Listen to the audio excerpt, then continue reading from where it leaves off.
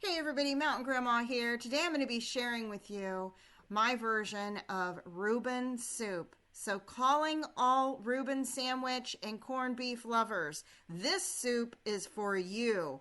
And you can't forget the homemade bread on the side. And I'm betting a homemade rye bread would be even more amazing. Do you see that? Those are pickles as garnishment. This soup is amazing. And it's going to start with corned beef that you make in your crock pot the day before. So we had like corned beef for dinner, and the next day I used the corned beef and made this amazing soup. This is part of a collaboration that's being hosted by Heather at Milk and Honey Heritage Farms and Gail over at Gail's Southern Living. There are a lot of amazing content creators that are taking part in this fall soup collaboration, and I'm listing them all here. There are so many unique soup ideas. You all are just going to love it. I'm also including a playlist link down in my description box below, so please go check that out. And thank you again to Milk and Honey Heritage Farms and Gail's Southern Living for hosting this collaboration and for the invite. And also, there's going to be a live giveaway on December 2nd at 5 p.m. Central Time over at Milk and Honey Heritage Farms channel. So now, let's get started making soup. All right, now what you see here is 1/4 cup of butter.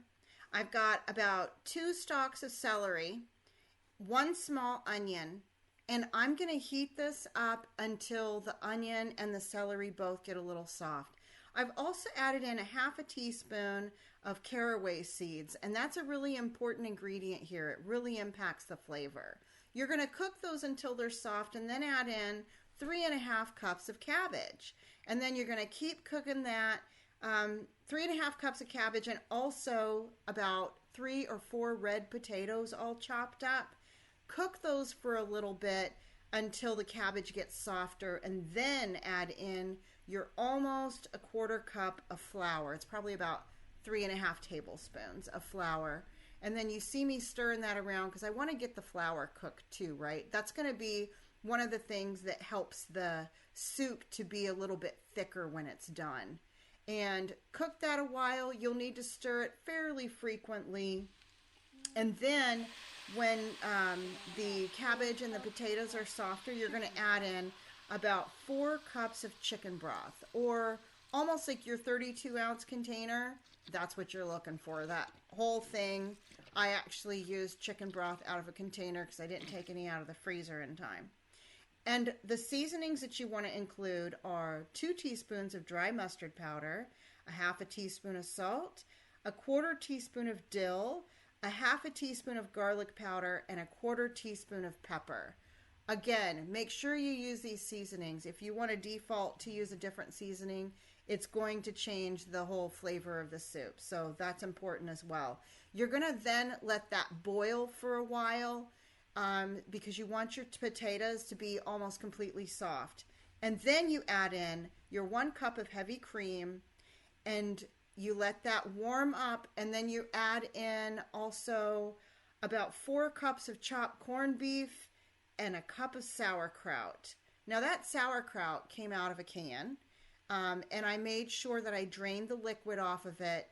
And I would imagine if it's real large or if it's homemade and it's real clunky, you're going to want to chop it up. I didn't need to. But add that in there. And the corned beef came out of the refrigerator, and if it's the same for you, it's going to cool off your soup. Before you add the final ingredient, you need to make sure that your soup is warmed up, because you need for that soup to be warm in order to melt the 2 cups of shredded Swiss cheese that you're going to be adding in here. And you see me doing that now. It's a lot of cheese, but oh my goodness, it just really tops this off. Again, I would not advise substituting with any other cheese because it's going to change the flavor. All of these flavors really come together to make one of the most amazing soups you're ever going to try, and I guarantee that. When you put them in the bowls, guys, don't forget to put a little chopped pickles on top as a garnish. Your family is going to absolutely love this. And they're going to love you for cooking it for them. So take my advice on that. Also, another pointer, make sure when you cook your corned beef that you cook enough for not only this batch of soup, but for some to stick up in the freezer to make your next batch of soup. I hope you all enjoyed this video. Don't forget to go check out all the other great content creators that are participating in this collaboration. And when you watch their videos, make sure you add the recipes to your own personal cookbook. Tweak them as you need to for your family. That's what I always do. So when you see one of my videos, you're seeing a mountain grandma recipe, not just a recipe from a cookbook. Until I see you next time, everyone, keep your joy, folks.